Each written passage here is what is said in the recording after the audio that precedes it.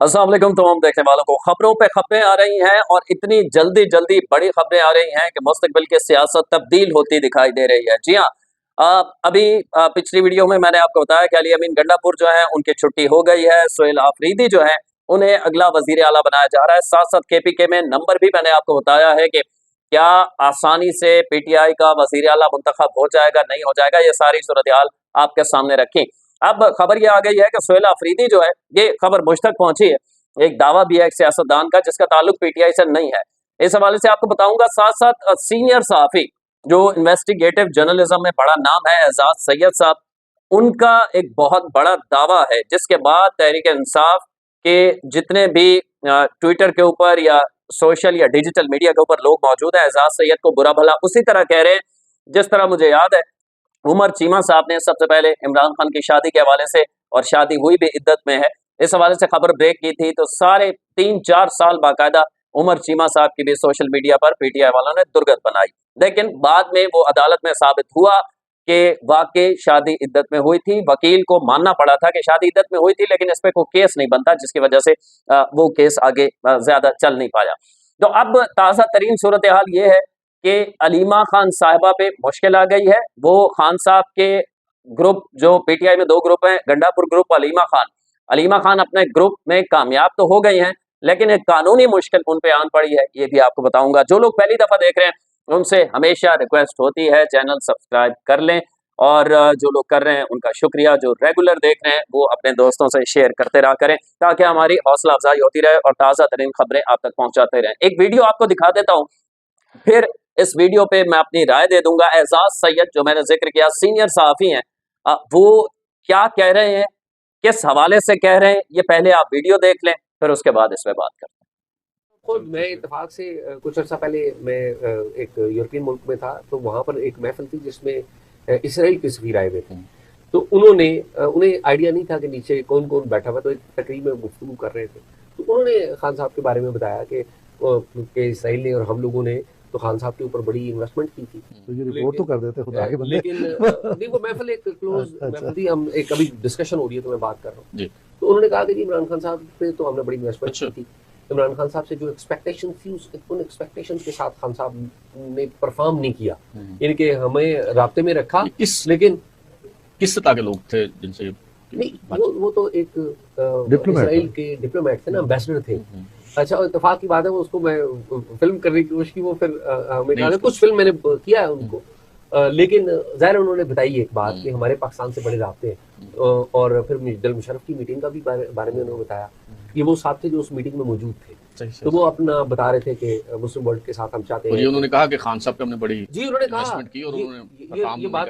तो खान साहब भी आप देखें ना, खान साहब इसराइल के बारे में कोई स्टेटमेंट आपको नहीं देंगे, देते हुए नजर आएंगे। खान साहब का जो पुराना ससुराल है, उनके भी बड़े एक डीप कनेक्शंस हैं इसराइल के साथ, और जो यहूदी जो फैमिलीज हैं उनके साथ। तो अभी तक वो हर किस्म के मौजूद पे वो ट्वीट करते हैं, अभी तक इस मौजूद पे नहीं, इस मौजूद पे। तो देखिए द पॉइंट, अच्छा, जो जिन लोगों ने रवाबत नहीं किए, मिसाल के तौर पे बेनजीर को यहाँ पे शक की नजर से देखा जाता रहा कि वेस्ट की एजेंट है, ये यहूदी, यही कहा जाता ना, बेनजीर का कोई राब्ता आपको रिकॉर्ड के ऊपर नजर नहीं आता। नवाज शरीफ को कहा गया कि नेशनल सिक्योरिटी थ्रेट है जी, ये तो हमें कबूल नहीं है, ये तो इसके मुल्क दुश्मन नासर से यही कहा। नवाज शरीफ का कोई राब्ता आपको नजर नहीं है। मैं ये नहीं, तो ये सीनियर साफी एजाज सैयद का आपने जो ख्यालात है सुने, एक वाकया रिकॉर्ड किया है, उन्होंने रिपोर्ट किया है। उन्होंने कहा है कि यूरोप के अंदर वो मौजूद थे और वहाँ एक एम्बेसडर थे इसराइल के, उन्हें नहीं पता था कि यहाँ पाकिस्तानी भी बैठे हैं पिछली तरफ। तो यहाँ तक कह रहे हैं कि उन्होंने कैमरे से फिल्माने की कोशिश भी की है, लेकिन उन्हें मना कर दिया गया है, थोड़ा सा वो फिल्मा पाए हैं। एक इजरायली एम्बेसडर ये कह रहा है कि हमने इमरान खान पे बहुत इन्वेस्टमेंट की, लेकिन मतलूबा नताइज हासिल नहीं कर सके, माफ कीजिएगा। तो ये बहुत बड़ी एक खबर है। एक खबर इस तरह है, मैं कह सकता हूँ, आप इसे झुटला भी सकते हैं, जाहिर है आपका हक है जो देखने वाले हैं, लेकिन जब आप जराए से खबर कोट करते हैं ना, तो फिर ये हो सकता है कि जराए जो है गलत इंफॉर्मेशन हो, कुछ हो। यहाँ एतमाल या खदशा खबर गलत होने का इसलिए बहुत कम है। मैं यूं कह सकता हूं साथी तजर्बे की बुनियाद पर, अपनी सहाफत के तालिब इल्म हम तो, कि 99.9% वो सही बयान कर रहे हैं।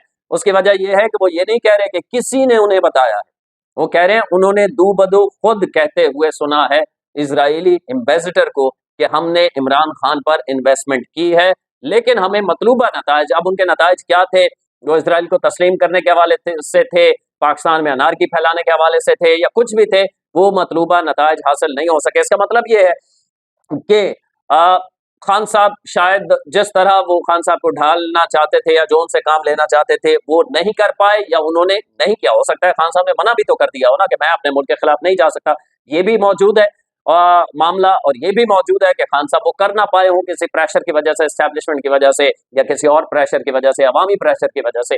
तो ये दोनों चीजें हो सकती हैं। बहरहाल ये दावा इजरायली एम्बेसडर ने किया एजाज सैयद के मुताबिक उनके सामने कि हमने इन्वेस्टमेंट की। अब वो किस किस्म की इन्वेस्टमेंट थी, पैसों की इन्वेस्टमेंट थी, ताल्लुकात की इन्वेस्टमेंट, बहुत सारी इन्वेस्टमेंट्स होती है ना, कि इक़्तिदार को तूल देने की इन्वेस्टमेंट थी कि खान साहब चलते रहें, बहुत सारे मामलात हो सकते हैं। बहरहाल खान साहब ने हो सकता है उनकी बात ना मानी हो, ये भी हो सकता है उनकी बात ना मान पाए हों, इसलिए पूरी तरह इमरान खान को ये कहना कि बाकी वो इजराइल से मिले हुए थे, या बहरहाल ये नहीं कहना चाहिए। अलबत्ता ये इस वाक़े के बाद एहसास सैयद साहब की, हमारे बड़े अच्छे मोहसिन हैं, मेरे प्रोग्राम में भी आ चुके हैं, कभी कभार बात भी हो जाती है, हमारे उस्तादों में से भी हैं, उन्हें देख के सीखते हैं, बड़े बाखबर और बहुत कॉन्फिडेंस से खबर देने वाले सहाफ़ियों में शुमार होता है, और उनकी बहुत कम ऐसा होता है कि खबर गलत साबित हो।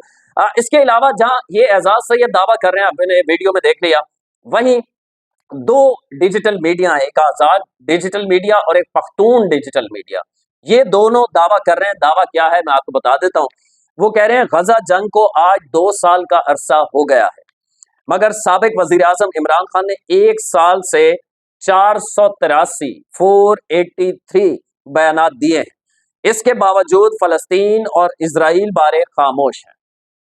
एक तरफ एजाज सैयद का वो दावा, इजरायली ये कह रहे हैं कि हमने इमरान खान पे इन्वेस्टमेंट की है, दूसरी जानिब 483 बयानात इमरान खान के ट्विटर के जरिए, अलीमा खान के थ्रू, वकला के थ्रू, ओवरऑल जो सारे बयानात जेल से आए हैं पिछले 1 साल में, उनकी तादाद बनती है 483।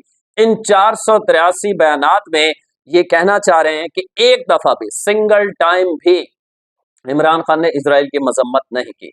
जब वो हमला करते रहे फलस्तीन के ऊपर, खान साहब ने मजम्मत नहीं की, इजराइल का नाम तक नहीं लिया।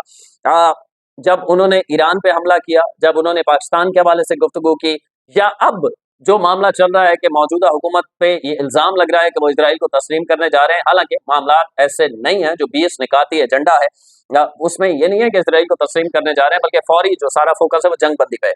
बहरहाल अगर उसको जो पीटीआई वाले कह रहे हैं उसको भी मान लिया जाए, तो भी खान साहब अगर ये गलत है जो हुकूमत करने जा रही है, तो खान साहब इसे कह दें गलत है। खान साहब इस पे भी लब कुशाई, जो भी ऐसा बयान इजराइल के खिलाफ जाए उस पर बात नहीं कर रहे। जबकि उनका दावा है, ये मजीद कह रहे हैं कि खान साहब ने 483 1 साल में बयानात में कभी इजराइल के, फलस्तीन के हक में और इजराइल के खिलाफ बात नहीं की, खामोश रहे। जबकि उनका दावा है कि वो 80% पाकिस्तानियों की नुमाइंदगी करते हैं। लेकिन इमरान खान की फलस्तीन पर खामोशी मायने खेज बन गई है। सोशल मीडिया पर अब अवाम ने यह सवाल उठाना शुरू कर दिया है। ये दो आम खबरें, इसके अलावा अलीमा खान के हवाले से मैं आपको बता देता हूँ, लेकिन उससे पहले जो खबर इससे पिछली वीडियो में आपको दी थी वो ये थी कि गंडापुर तो चले गए, उन्होंने कह दिया, खान साहब का ऑर्डर था, उन्होंने वजीर आला बनाया था, उनके कहने पे मैं वजीर आला की सीट से इस्तीफा दे रहा हूं। अब सुहेल जो अफरीदी हैं उनका नाम आया था अगला वजीर आला होगा, लेकिन पीपल्स पार्टी के सीनियर रहनुमा जो माजी में तहरीक इंसाफ का हिस्सा रहे हैं, जब पीटीआई में इमरान खान की हुकूमत थी, पीटीआई दौर में इमरान खान वजीर आजम थे, तहरीक इंसाफ की हुकूमत थी, उस वक्त नदीम अफजल चंद बड़े क्लोज थे खान साहब के। अब वो पीपल्स पार्टी का हिस्सा है पंजाब से। नदीम अफजल चंद साहब ने आज एक टॉक शो में गुफ्तगू करते हुए कहा है कि सुहेल आफरीदी वजीर आला नहीं बनेंगे, ये उनका दावा है। अब उन्हें अंदर की खबर किसने दी? ज़ाहिर है पीटीआई के अंदर जो लोग हैं वो खुद रहे हैं, तो उनकी दोस्ती यारी होगी। इसका मतलब है कि खान साहब के इस ऑर्डर पे भी अंदर से जंग शुरू हो गई है। जिस तरह पहले मैं आपको पिछली वीडियो में बता चुका हूं कि अलीमा खान का ग्रुप जीत गया, गंडापुर का ग्रुप हार गया, गंडापुर मुस्ताफी होने जा रहे हैं, और अलीमा खान जो खान साहब के कान भरती रही वो जीत गई, यानी मौरूसियत जीत गई, जो पीटीआई हमेशा कहती है कि वो मौरूसी जमात नहीं है, और गंडापुर जो कारकुन है पार्टी का वो हार गया। अब दूसरी तरफ ये हुआ है कि सुहेल आफरीदी जिसका नाम दिया है, ये दावा नदीम अफजल चंद का है, वो माजी में पीटीआई के साथ थे, अब वो पीपल्स पार्टी में है। वो ये कह रहे हैं कि सुहेल आफरीदी भी नहीं बन पाएंगे।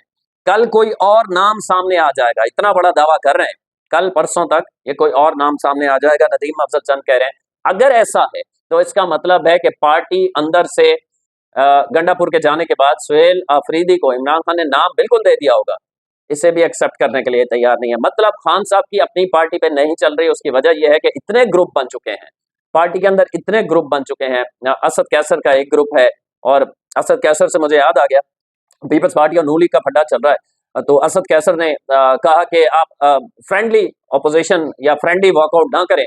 आप असेंबली के अंदर उन्होंने कहा, फिर जियो न्यूज के रिपोर्टर हैं हैदर शिराजी, उनको इंटरव्यू में असद कैसर ने कहा कि आप अदम एतमाद लाएं, और पीपल्स पार्टी को बोला है कि हम आपकी गैर मशरूत हिमायत करेंगे इस हुकूमत को हटाने में। मुझे एक वाकया याद आ गया, और मैंने कहा कि काश मैं असद कैसर साहब के सामने बैठा होता और मैं कहता कि असद कैसर साहब, आपने तो पूरी कौम को ये बताया था कि अदम एतमाद कोई कानूनी अमल या आईनी अमल नहीं होता। हम चीख चीख के कहते रहे कि खान साहब ने झूठ बोला था। आपने बाकायदा पूरी दुनिया को बताया कि अदम एतमाद तो अमेरिका की साजिश होती है। अब आप अदम एतमाद की हिमायत कैसे कर रहे हैं, या आप कैसे कहते हैं? यानी आप अदम एतमाद करें इस हुकूमत के खिलाफ तो वो हलाल, लेकिन ये जो हुकूमत की अब हुकूमत में नून लीग, पीपल्स पार्टी, JUIF ये जमातें मिलकर करें तो वो अमेरिका की साजिश होती है। और मैं आपको ये गारंटी से बता रहा हूँ कि एक ना एक दिन अल्लाह लंबी उम्र दे इमरान खान साहब को, वो मानेंगे कि उन्होंने झूठ बोला था। क्योंकि जो भी सावत की तालिब इल्मी में 16-17 साल हमें भी हो गए, हमसे ज्यादा जो जानने वाले हैं जिन्हें 40-40 साल भी हो गए, तो उनका सबका ये कहना है, यानी फखर दुरानी साहब ने तो यहाँ तक कहा है कि मैंने वो साइफर देखा भी था, उसमें अदम एतमादी ऐसा कोई जिक्र ही नहीं था, दहशतगर्दी के मामला पे बात हुई थी। तो खान साहब ने झूठ बोला था, उनके ऑडियो मौजूद है कि हमें नाम नहीं लेना, बस खेलना है। तो आ जाए अलीमा खान के हवाले से, आप देखते हैं कल कौन अगला वजीर आला के लिए नाम आता है। अलीमा खान साहबा क्यों मुश्किल में, वीडियो के आगाज में मैंने आपको बताया था, रावलपिंडी की ATC ने अलीमा खान के इमरान खान की बहन के नाकाबिले जमानत वारंट गिरफ्तारी जारी कर दिए हैं। थोड़ा सा बैकग्राउंड आपको बता देता हूँ जल्दी जल्दी। 26 नवंबर का जो एहतजाज था उसमें हंगामा आराई का इल्जाम है। तकरीबन 10 मुल्जिमान थे। आज ATC में रावलपिंडी में जब इस केस की समाअत हुई है, तो खान साहब जिस तरह अपने आप को कानून से बालातर समझते हैं, उसी तरह आज उनकी बहन अलीमा खान साहिबा भी पेश नहीं हुई। तो 10 मुल्जिमान पेश हुए, जो पेश होता रहता है कानून के मुताबिक, जब अदालत तलब करती है तो अदालत उसके लिए प्रॉब्लम नहीं करती। अब चूंकि अलीमा खान साहिबा पेश नहीं हुई, 26 नवंबर के हंगामा आराई का जो केस है रावलपिंडी के ATC में इंसदाद दहशतगर्दी अदालत में अलीमा खान आज नहीं गई, तो अदालत ने हुक्म जारी किया है कि अलीमा खान के अलावा तमाम मुल्जिमान पेश हुए हैं, अलीमा खान के नाकाबिले वारंट गिरफ्तारी जारी किए जाते हैं, उन्हें गिरफ्तार करके पेश किया जाए। तो अब ये एहतमाल मौजूद है और ये खदशा मौजूद है कि अलीमा खान को भी किसी वक्त गिरफ्तार कर लेगी पुलिस और अदालत में पेश कर लेगी, या गंडापुर साहब की जानिब कि वो एस्टैब्लिशमेंट के खास हैं तो फिर गिरफ्तार नहीं होगी, या गंडापुर सच्चे हैं, या फिर अदालत जो है वो देखते हैं क्या होता है। अगली वीडियो तक के लिए अल्लाह ने के बाद।